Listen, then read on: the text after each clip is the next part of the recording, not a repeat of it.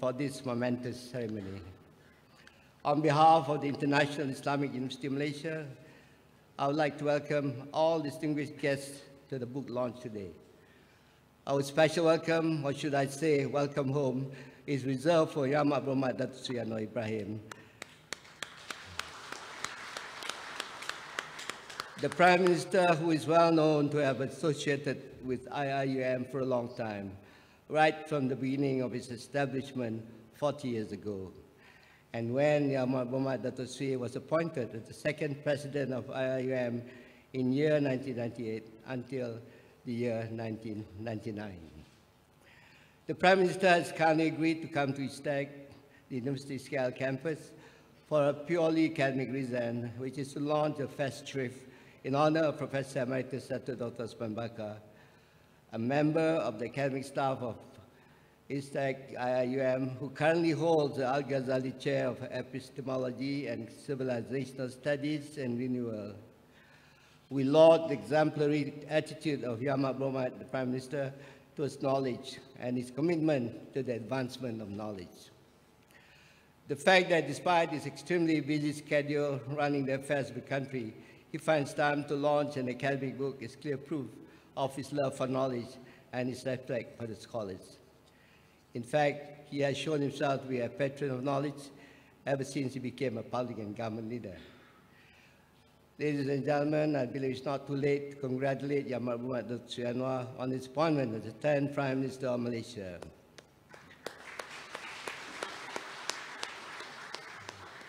And this has to be spoken in Malay. Kami mendoakan yang terbaik untuknya. Semoga Allah permudahkan segala urusan pentadbirannya.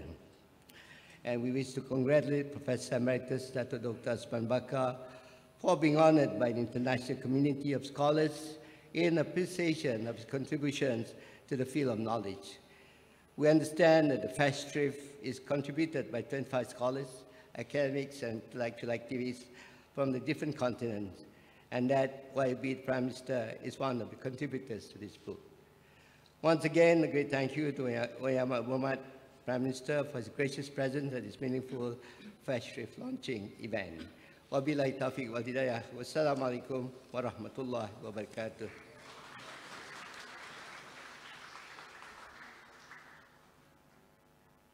Thank you, Tan Sri. Ladies and gentlemen, it is with great honor that I call the most important person today, none other but Professor Emeritus Datuk Dr. Osman Bakar, holder of Al-Ghazali Chair, ISTAC IIUM, to share his pearls of wisdom to us. Please welcome Professor Datuk Osman.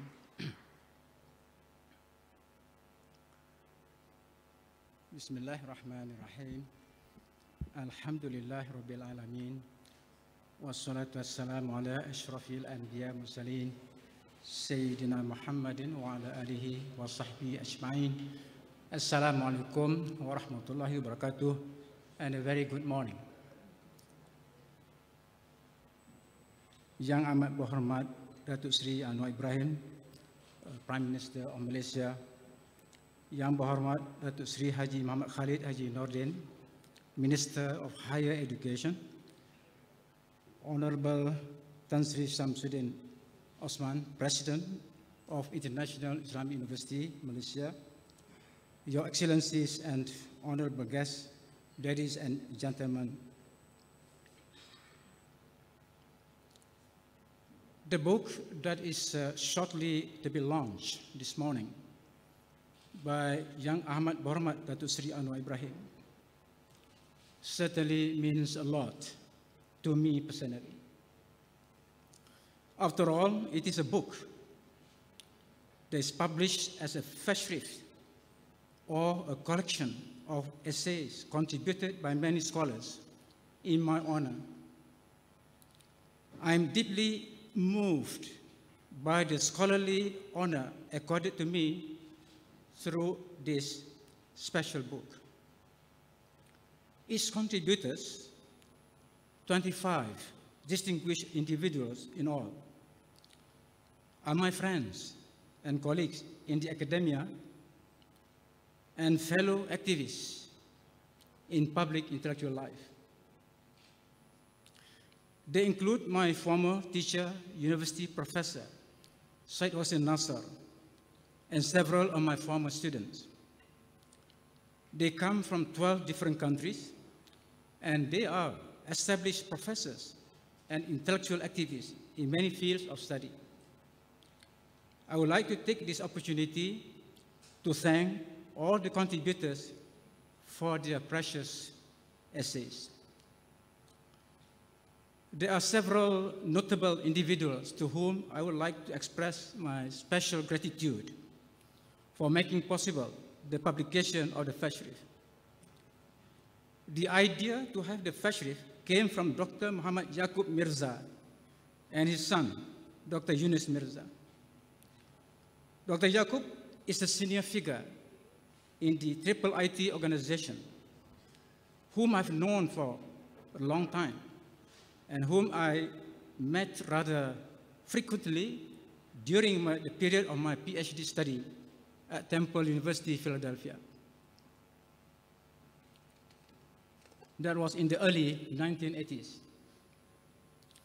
As for Dr. Yunus Mirza, he was my student at Georgetown University, Washington, D.C., when I was the holder of the Malaysia Chair of Islam in Southeast Asia at that university. They felt that with my scholarly output, I deserved the publication of Fashrif in my honor. I accept the kind offer with deep humility. Dr. Yunus assured me that the Center for Islam in the Contemporary World, CICW, founded by his father at Shenandoah University, Virginia, would help fund the Fashrif project. I wish to thank CICW, especially Dr. Ermin Sinanovich, its executive director, for facilitating the delivery of the promised fund. Dr. Yunus and I agree that a good editor is essential if the Fashrif is to be of admirable quality, as well as to be delivered within the shortest possible period.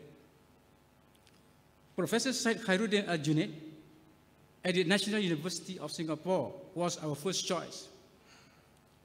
We consider him to be the best person for the editorial task.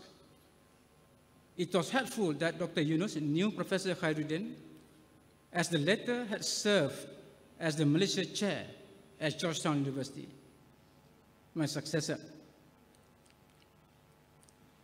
and also the successor of Datuk Seri Anwar Ibrahim. And I know Professor Khairuddin very well. He is a prolific scholar.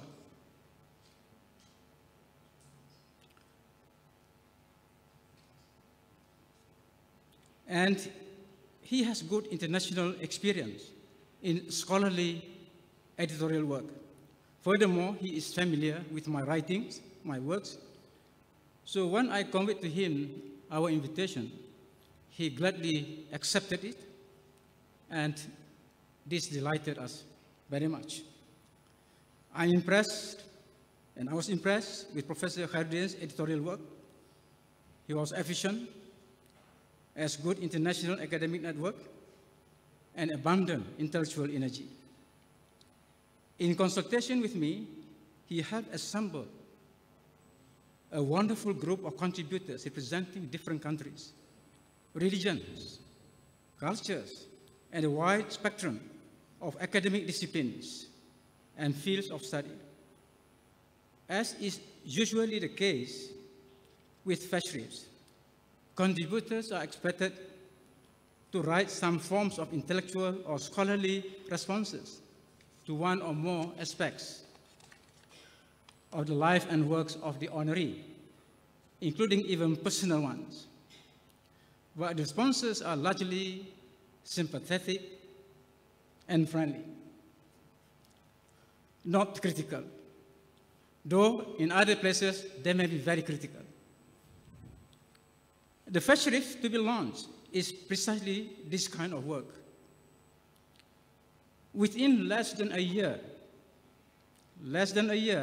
Professor Khairuddin was able to collect all the promised essays from their contributors, execute the necessary editorial work in close rapport with them, and submit the final edited work to the publisher.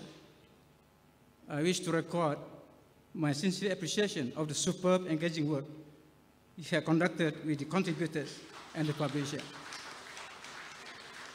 I can assure you after this, Dr. Hadim received a lot of letters trying nak meminang dia. I wish to record my appreciation of the super engaging work he had conducted with the contributors and also the publisher, Beacon Books, in the UK, under the leadership of Jamil Chisti, its founder. Among the contributors, I would like to make special mention of 3 of them. They are University Professor Syed Hussein Nasser, who graciously agreed to write a preface, Datuk Seri Anwar Ibrahim, who was very generous in his foreword, and Professor John Esposito, who kindly agreed to write an afterword. Some friends say, do we have an afterword? Well, since we have forward, we must have an afterword.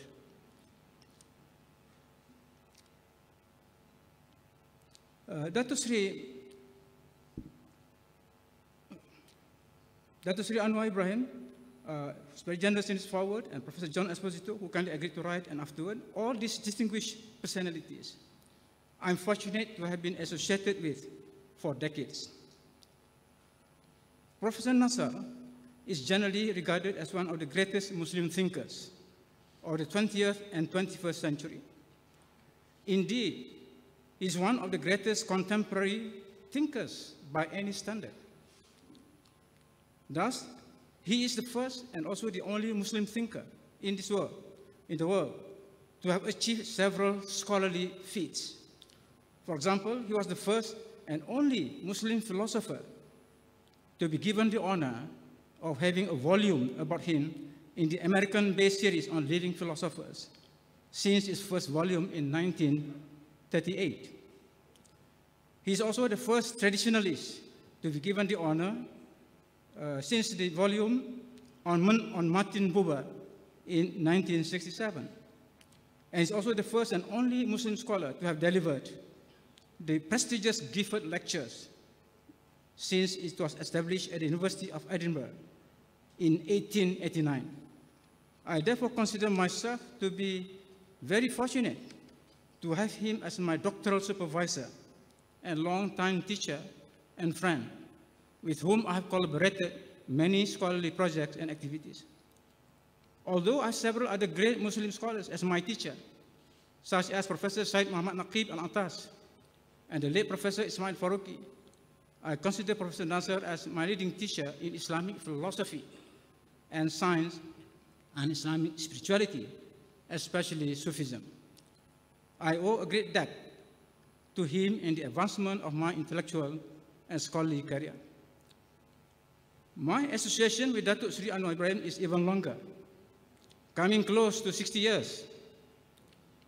First, as classmates at MCKK in the 1960s, as youth activists in AWANI in the 1970s, and subsequently, association through frequent encounters between Anwar the politician, interested in intellectual issues, and Osman the academician, interested in political issues.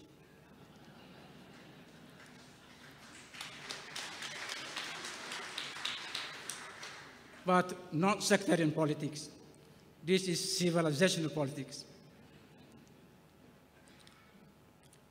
Common idealism, common teachers, both formal and informal, and common aspirations have sustained our friendship until now. Professor Nasser is one of our common teachers, and sources of intellectual inspiration. To those who only see in Anwar Ibrahim the intelligent and smart politician, and who therefore question why he is included in this treasury, let me tell them this. Datuk Seri Anwar is not only a politician, but also a public intellectual.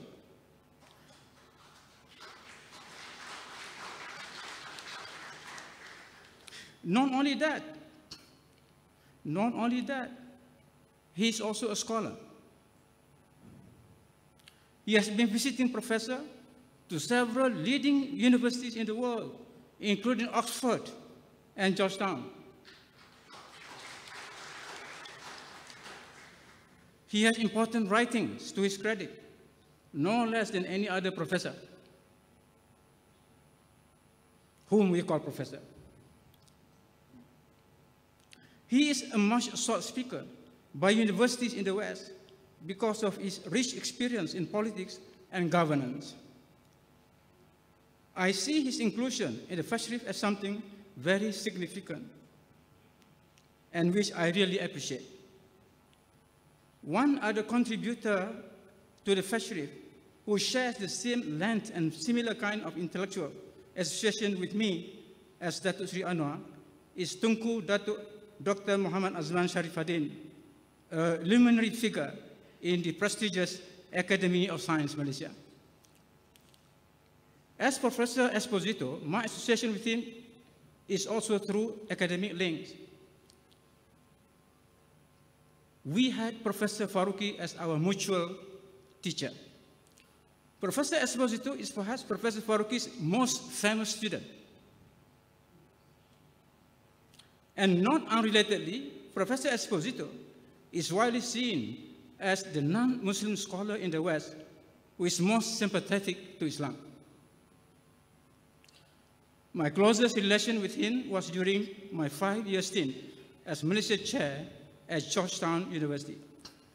The aftermath of the September 11, 2001 tragedy had kept us closer together.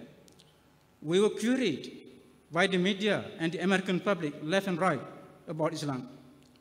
It was one of the most interesting and challenging times in my academic career, but it was also perhaps the most productive period of my scholarship. As the honoree of the Fashrift, I cannot hide my joy at seeing the testimonies of these three friends in their kind words about my intellectual life and scholarly career. Before I conclude, let me say a few words about the significance of the title of the Fashrift: Knowledge, Tradition, and Civilization. Reading the essays, the title appears as most apt. They remind me of my half-a-century intellectual journey, traversing the realm of ideas, best summarized as the deep interactions between knowledge, tradition, and civilization. My lifetime devotion is to discover the multifold and multidimensional relations between the human and the divine. The journey began with mathematics, leading to a personal discovery of God, Allah, as the supreme mathematician. It was what a joy to discover that God is the supreme mathematician. It was a discovery of the meaning of mathematics as Jacob's ladder, referring to a dream of the biblical Jacob and the Quran's prophet Yaqub. The dream about how to climb, to ascend the ladder of realities from the physical to the metaphysical, from the earth to the heavens. Discovering the meaning of mathematics as the queen of the sciences. The reality that makes mathematics the queen of the sciences, concerned with truth, power, and beauty. Al-Farabi showed me another ladder to ascend from the world of human society to the divine, namely the political ladder, which he describes as Madani. Forgive Datuk Seri Anwar mentioning this. Datuk Seri Anwar has been concerned with the relation between politics and the sacred and the Madani ladder.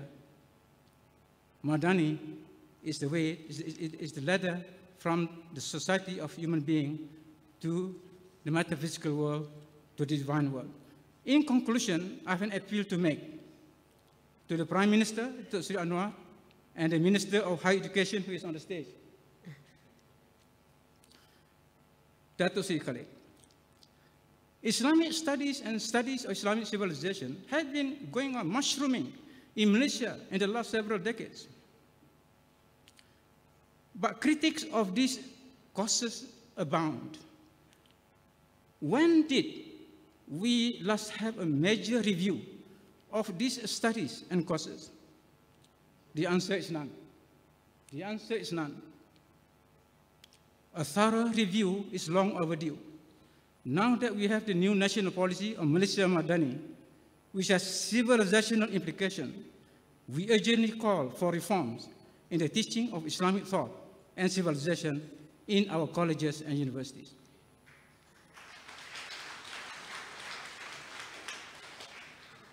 Let me now once again thank Professor Khairuddin, the editor, all essay contributors, especially Professor Nasser, Datuk Seri Anwar Ibrahim, Professor John Esposito, funders of the project, and Beacon Books, the publisher.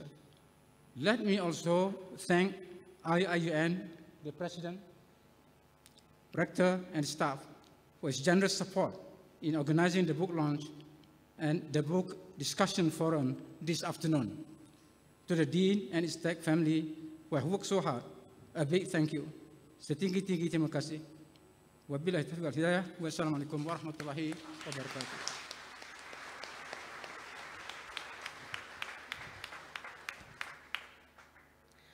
MashaAllah.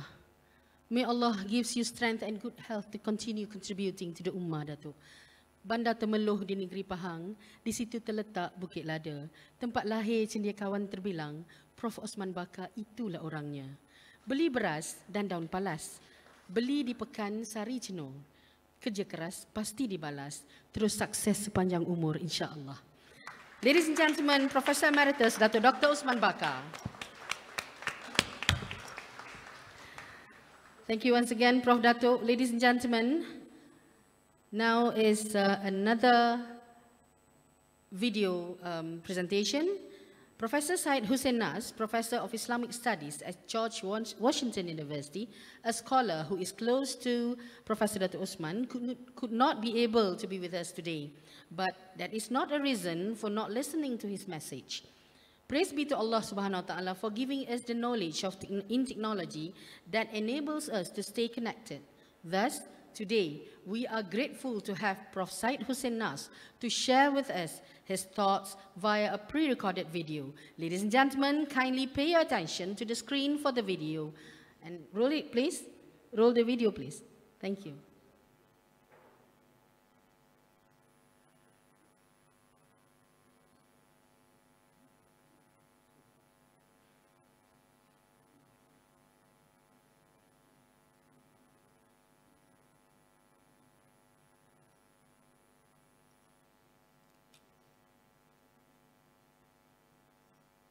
Bismillah ar-Rahman ar-Rahim. First of all, Your Excellency, Dr. Sri Anwar Ibrahim, my greetings to you and my congratulations not to you but to the people of Malaysia who have chosen you as their Prime Minister. May you serve them well, which I'm sure you will do, and may all the obstacles upon your path be removed by God, and may you be a unifying force with this very dear and important part of the Islamic world, which is playing a role really above and beyond its size and population as far as the Islamic world as a whole is concerned. As also my salams to government officials, academics, and students who are present. I've been asked to say a few words on the occasion of a celebration of the life work and activities of Dr. Osman Bakar. And of course, I'm very glad to do so. I'm asked to say a few words about the question of Islam and Islamic civilization and why it still matters. But let me start with Dr. Bakar himself, and it will lead me to that. Malaysia is fortunate to have had an intellectual figure like him. I have known him for 40-some years, a long, long time. When I came into exile in America after the Iranian Revolution, I was teaching at Temple University early in the 80s. He became my student there as a PhD student, studied several years with me, did his doctoral thesis with me, and I've been in close association with him ever since, and have worked on many projects with him. He developed very rapidly, coming from a background in mathematics with intense interest in Islamic studies, developed very rapidly into a very fine scholar. He wrote his PhD thesis on the classification of the sciences in Islam under my care, which is still a classical book and a very, very precious piece of scholarship. And he later on developed interest in relation between Islam and Confucianism, considering the fact that Malaysia is really the natural link between the Confucian Chinese world and the Islamic world, because not only of its location, but the structure of its population. The work is done is a very, very important one. And now there are other people in the Islamic world working on the subject, but he's been among the foremost to do so. He turned his attention to introducing the total tradition of Islamic philosophy into the Malay world, especially later Islamic thought, which had not been known to Malay scholars. And he at the same time brought out the significance of what we might call civilizational studies, which is in a sense a new field developing in which consideration is made not of linguistic units or ethnic units, but of civilizations as basis for study. And in the Islamic world, he's a pioneer in that subject. In fact, he is, along with Professor Latas, perhaps the two most important intellectual figures of Malaysia who have put on Malaysia, you might say, on the map intellectually as far as the Islamic world is concerned.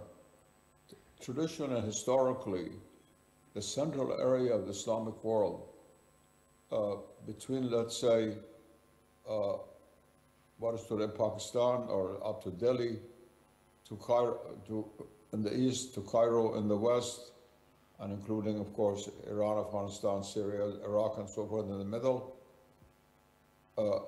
where the lands where the most important intellectual, philosophical, theological ideas were developed, and then they extended to the two limbs, to the two sides of the Islamic world, and except for the short period of Andalusian philosophy and intellectual activity science that took place in Iberia and Spain, practically all of the important intellectual figures of Islam came from this middle area.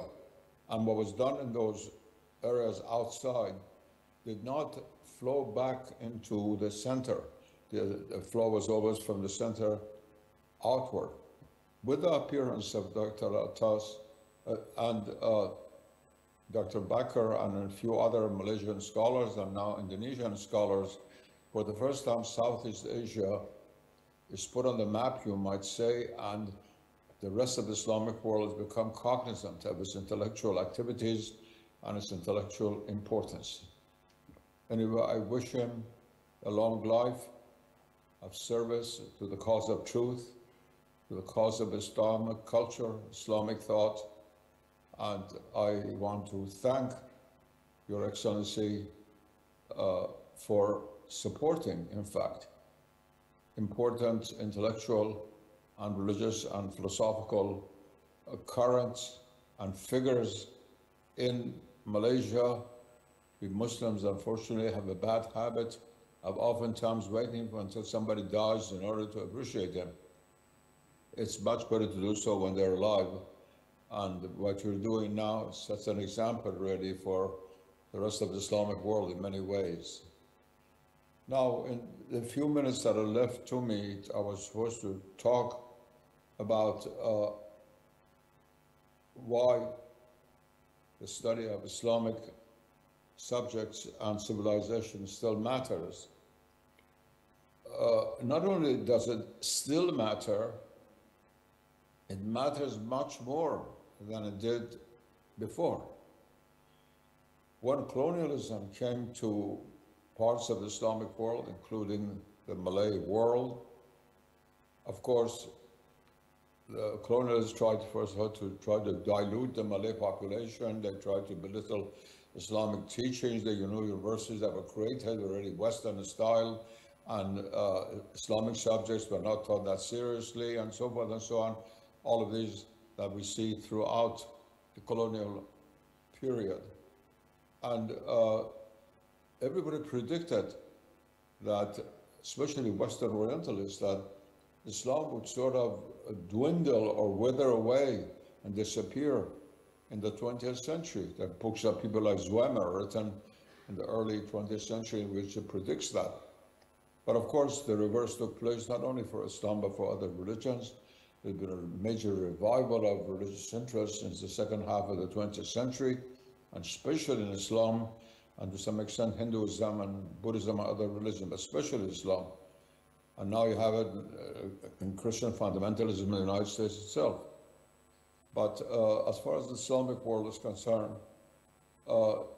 Islam was never truncated or eclipsed to need to be revived. What we need is to make its treasures better known in a contemporary language. Islam has to look upon the West from the point of view of Islam, and not to look upon itself from the point of view of the West. I've said this for decades. If a human being does that, they say he's mentally ill, has schizophrenia, and they take him to an asylum. We cannot be taken to asylum as a civilization. In the same way that the West looks upon the Islamic world from its own point of view, we have to look upon the Western world from our point of view. And Dr. Osman Bakar and a few other scholars, some of whom I've had the pleasure of teaching myself, and others whom I've known in various ways, and some whom I do not know, but I've read their writings, are pioneers in what I've been preaching for and writing about for decades and decades. That is to provide an Islamic vision of global civilizations, especially Western civilizations, but from the Islamic point of view, not from the Western point of view.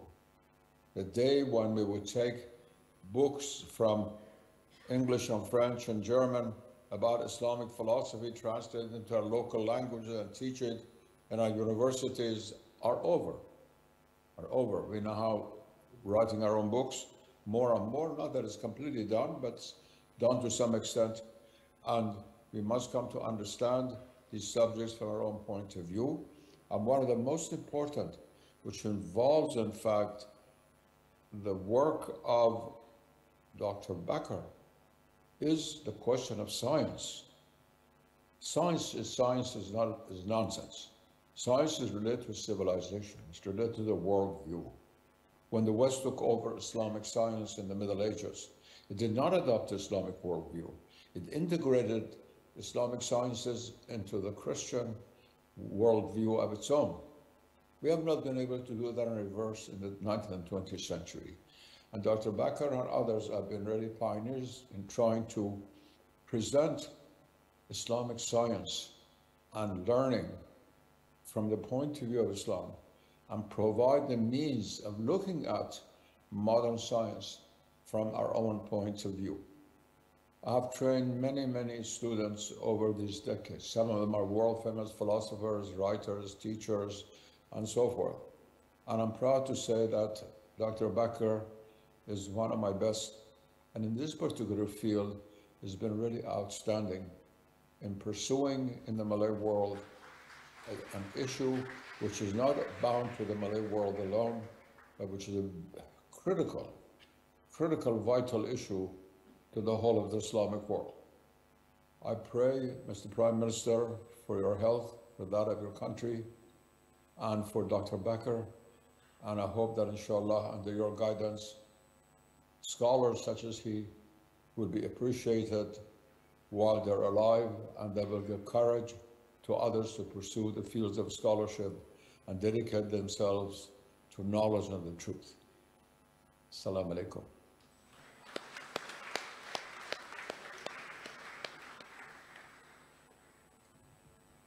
Ladies and gentlemen, this is the time we are all waiting for. The inaugural speech in IIUM from our beloved 10th Prime Minister.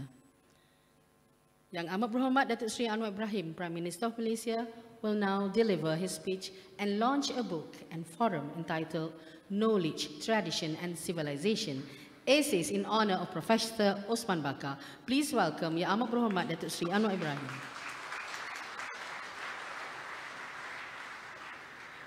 Assalamualaikum warahmatullahi wabarakatuh. Salam sejahtera. Alhamdulillah, nahmaduhu wa nusalli ala rasulihil karim. Sudah yang kita raikan, saya panggil Osman, Profesor Emeritus Datuk Osman Bakar, Menteri Pendidikan Tinggi Datuk Seri Khalid Nordin, pengurusi lembaga, Presiden Universiti dan juga Rektor, Tuan-tuan yang terutama dan rakan-rakan yang saya muliakan. Hari ini kita hadir untuk memberi penghormatan tinggi kepada seorang sarjana ulung negara. Untuk mendapatkan Profesor Syed Hussein Nasser untuk memberi kata kesambutan. Itu dengan sendirinya satu penghormatan yang jauh lebih tinggi daripada apa yang upayakan. Kerana apa yang saya sampaikan tidak upaya untuk mencapai kedudukan dan makam Syed Hussein Nasser, guru kami dan sarjana yang banyak memberi bimbingan, walaupun saya tidak secara rasminya menjadi pelajar beliau seperti mana Osman. Saya harap dengan peluncuran buku ini yang mengumpulkan pandangan para sarjana ulung, tidak termasuk saya. Pertamanya saya tidak termasuk dalam kategori sarjana ulung. Keduanya saya yang paling lambat menghantar manuskrip. Jadi kalau terlambat peluncuran ini, ialah di antara sebabnya ialah kelewatan saya menyiapkan manuskrip tersebut kerana saya masa itu sibuk kempen Hulu Kuili. Now, ladies and gentlemen, excellencies, and brothers and sisters, we are here to honor our great scholar. Of course, I'm a little biased because he's a dear brother, one of my closest associates for more than half a century, although we still remain relatively young. And Osman has been working indefatigably hard in this level of scholarship to give essence and meaning to what Ali bin Abi Talib radiallahu anhu said, lazzatul ma'rifah. And even my personal experience with him, and he was at Temple University apartment, where he was at that time in awe of Al-Biruni. I can recall that I had to endure the torture after traveling all the way from Kuala Lumpur to Washington, D.C. and to Philadelphia. And after dinner prepared by Badaraya, I had to stay on for hours just to listen to Al-Biruni's thesis on Hinduism. And that's Osman. His obsession for scholarship surpassed his humanitarian concern for a brother who's struggling to stay awake and alive. Now, I've read most of his works, not because of just my pure interest, but I'm compelled to do so. Because if I fail to do it, it would be a disservice to a great brother, great friend, of course, an important Malaysian scholar. And I hope now that the minister, my colleague, who has that passion and interest in scholarship and undertaking serious work in reforming institutions of higher education, will take into serious consideration his views and the advice of Professor Hussein Nasser to ensure that we are able to excel in our work and ensure that institutions, including UIAM, ISTAC, and universities in Malaysia, be seen to be centers of excellence in learning and scholarship. Now, Professor Osman is a polymath because he transcends compartmentalization. He has retained, as I said, lazzatul ma'rifah, that child's sense of wonder, leaving no question unasked. That's precisely the reason why I think he has migrated from mathematics to philosophy of science. At that time, the colleagues were a bit surprised because he was quite unique in his attempt to excel in mathematics per se, which is more than alien and Greek to me. So when he decided to pursue philosophy of science, we were a bit appalled until he explained the relationship between mathematics and philosophy, and having exposure to the great gurus in the Islamic world, Marhum Ismail Faruqi and Hussein Nasser at Philadelphia University. Now, he can discuss Osman at ease, Ibn Sina to Al-Ghazali, and I remember even a book on Darwin, on Charles Darwin, and Albert Einstein, while making staccato forays into the rare field world of Plato, Aristotle, and back to this region, Confucius.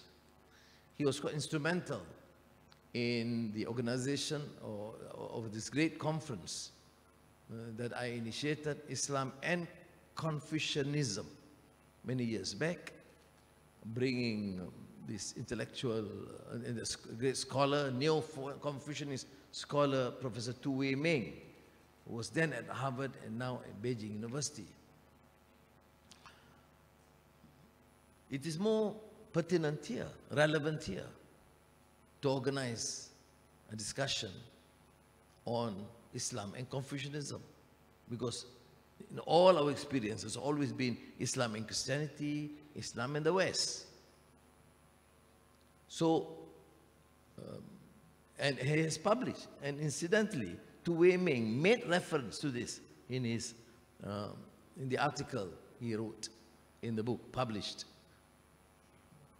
and edited by Osman, that as a neo-Confucianist scholar, his understanding of Islam, the universal message of Islam, the core fundamental issues addressed by Islam and Confucianism is only after that exposure and experience in the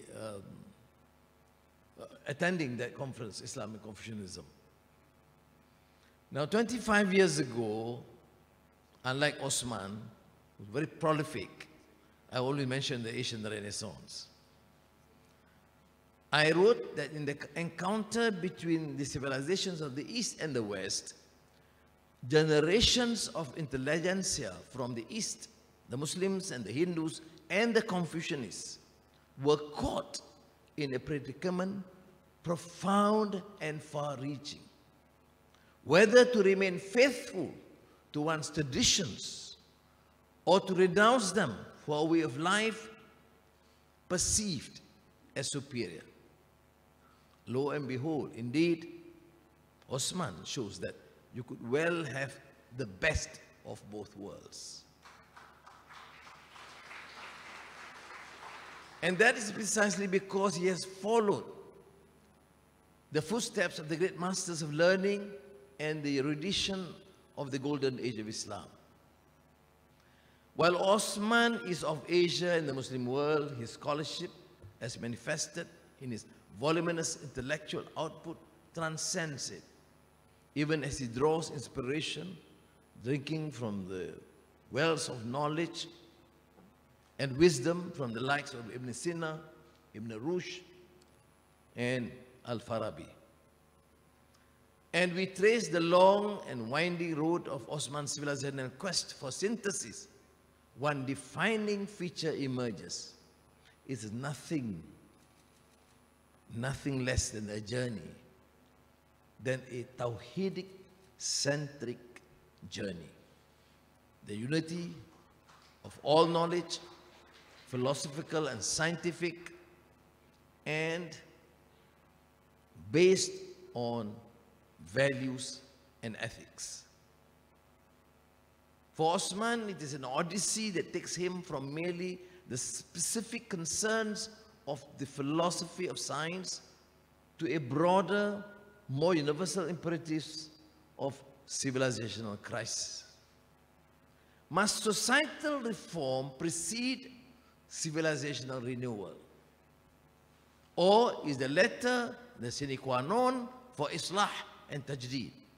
This was the question I had to reflect before I crafted that Madani. Now, should we not first examine the readiness of the Ummah for the transformation to be effected?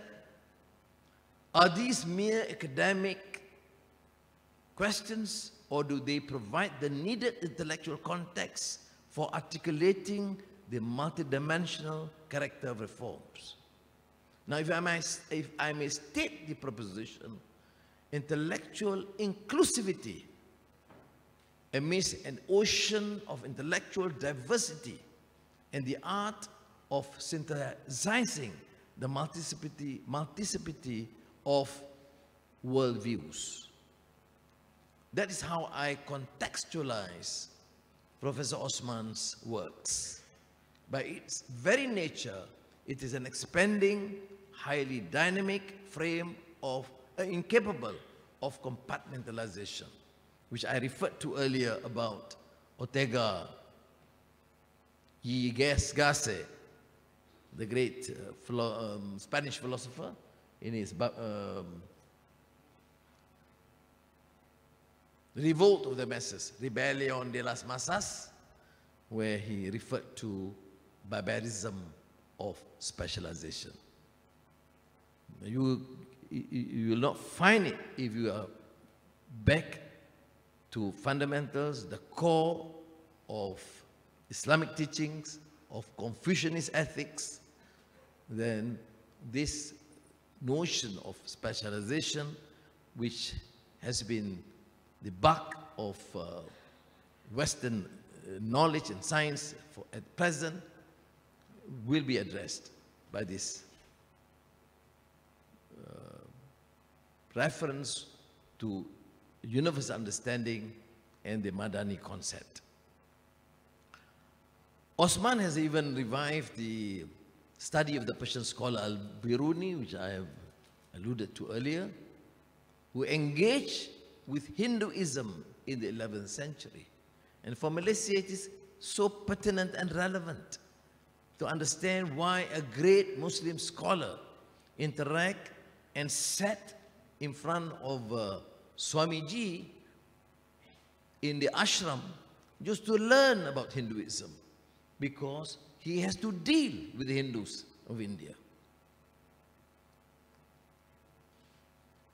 Osman has ignited again the dialogue between Islam and Confucianism. Now, we are almost a quarter of the way into the century, and many have claimed this is to be the Asian century. But what does that actually mean? Well, I wouldn't be criticized if I suggest that I have the audacity to claim a small credit, but the due credit goes to Osman, because he made all the preparations, identified all the scholars, and got me to sign, like what Naqib Al-Attas did to me when he set up ISTAC. But all the same, we have seen that beginning, and I'm sure under this administration and Minister Khalid will pursue this issue, this policy or concept of civilizational dialogue, because it is so pertinent and relevant for the survival of Malaysia as a multi-ethnic and pluralistic country. So, Excellencies, ladies and gentlemen, we have great honor to understand and appreciate more the contributions of a great scholar, and some of my concerns, my views, my appreciations have been expressed in this book, brilliantly edited by Professor Khairuddin. I must also commend him for this effort, and not to forget the initial contribution of our brother Yaqub Mirza. Now, I made reference to this article or forward that Osman actually was so involved with the activism and da'wah and education, even not within the confines of the academia. When I set up a school for dropouts for the poor in Kebun Baru, Yayasan under academic, we have this leading scholar going down there with great patience, dealing with his students, given a second chance to pass, to go through the examinations. And you must understand Osman in that context. Coming from a very poor family, but beautiful parents who had that sort of understanding and wisdom without any degree. You talk to them and enjoy their companionship, and they understand what we mean by values and ethics without mentioning the word values or ethics, or possibly not even have heard of the word ethics, but the understanding and the appreciation of these principles is legendary. As for education itself, and this is a challenge to our Minister Khalid, we would do well to recall Neil Postman's reminder to be wary of the false gods of modern education, or Harry Lewis' excellence without a soul. I have a colleague from the university who said, well, at least we have a soul. Harvard has excellence, but no soul. We have soul, but no excellence. I'm not too sure, frankly. I think with humility, and the rectors here, it is better to admit a little soul and a little excellence. What we need is excellence and soul. Thus, while imparting technical and vocational skills, inculcation of economic utility and the pursuit of sciences, as well as the humanities in higher education, are all crucial elements for the advancement of society and the production of a functional and productive workforce, we must never forget that the primary rationale for public education is character development, is values and ethics. So it is relevant, Osman, what you have suggested, and of course endorsed by the foremost Muslim philosopher, thinker of the world, that the teaching of Islamic civilization at all levels of education is long overdue, including a thorough review of the curriculum content of the subject of Islamic civilization. I now pass it to Minister Khalid to continue the effort. Now, I just digress a bit because our discourse cannot deny the fact that there's so much misunderstanding and prejudice, in fact, enmity against any word. First, religion, and more important, Islam. And the recent blatant disregard for values and ethics and humanity is the burning of the Quran in Sweden. What do you want to prove? That you are secular, you are against Islam, or you are against religion? But what you actually portray is the degradation of man and values. So I mentioned to the foreign minister recently to call the Swedish ambassador and convey our feeling of disgust towards the, not necessarily complicity, but the tolerance of this.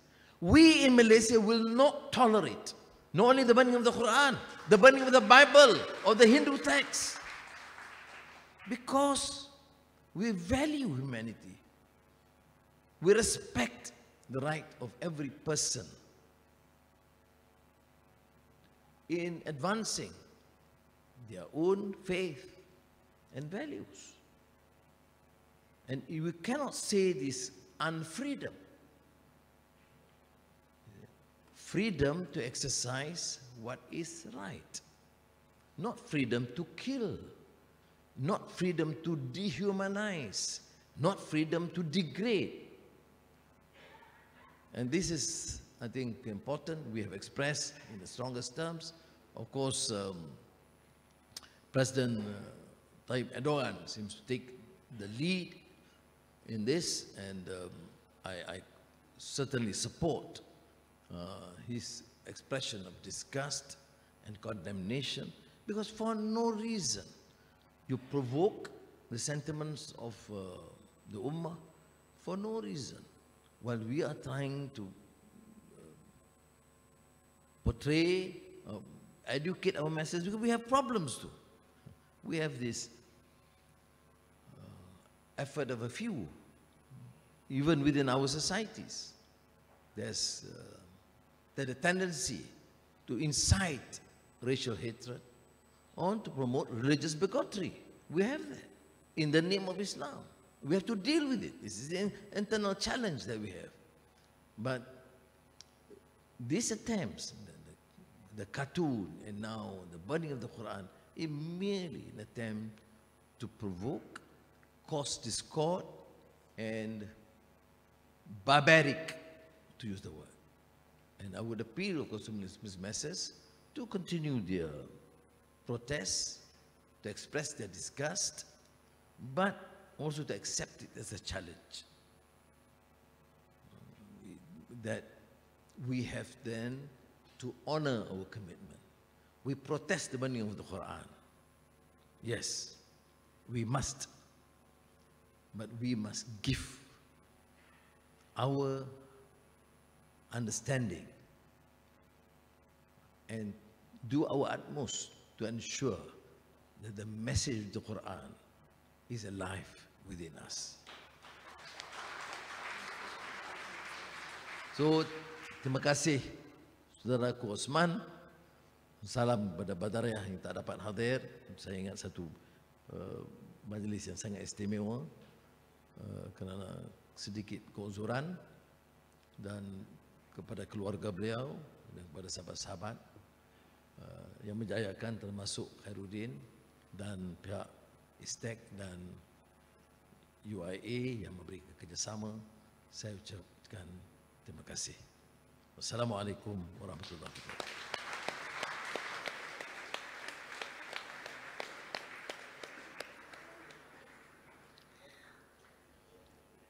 Thank you, sir. Ladies and gentlemen, moving on to the next agenda, the presentation of souvenir.